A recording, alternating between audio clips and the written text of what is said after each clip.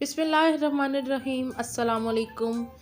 हल्की हल्की सर्दी शुरू हो चुकी है और सर्दी में अगर मज़ेदार सी अदरक और इलायची वाली चाय बना के पी जाए तो सर्दी में और भी मज़ा आता है। तो आज मैं आपके साथ अदरक और इलायची वाली चाय की रेसिपी शेयर करने जा रही हूँ जो कि आपको अच्छी लगेगी। तो यहाँ पैन के अंदर मैं शामिल कर रही हूँ 1 कप पानी। ये 2 कप चाय बनाने का मैं तैयार किया है। तो इसमें 1 कप पानी के अंदर हमने 2 बड़ी इलायचियाँ डालनी है सब्ज़ वाली, और अदरक के 2 पीसेस डालने हैं। 1 इंच अदरक का टुकड़ा है। और सबसे पहले मैं इलायचियों को मोटा मोटा कूट लूँगी।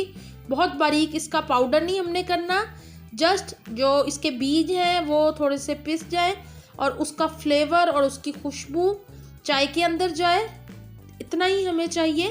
तो यहाँ पे इलायची कूट चुकी है, इसको अब शामिल कर दूँगी मैं पानी के अंदर।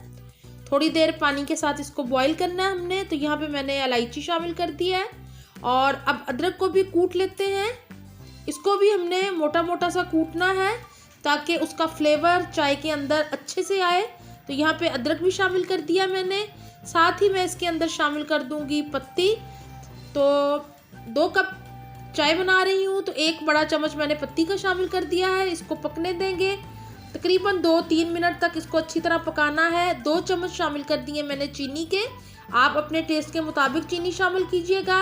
1 गिलास इसके अंदर दूध शामिल कर दिया है क्योंकि हम 2 कप चाय बना रहे हैं। तो यहाँ पे इसको बॉईल होने देते हैं और ये इतनी मज़े की चाय तैयार होती है कि आपको इसका फ्लेवर बहुत ही अच्छा लगेगा।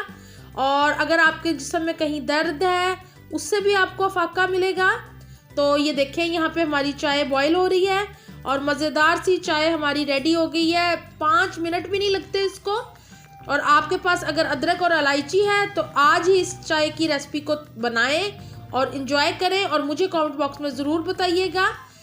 मुझे अपनी दुआओं में याद रखा करें। अपना बहुत ख्याल रखें। अल्लाह हाफिज़।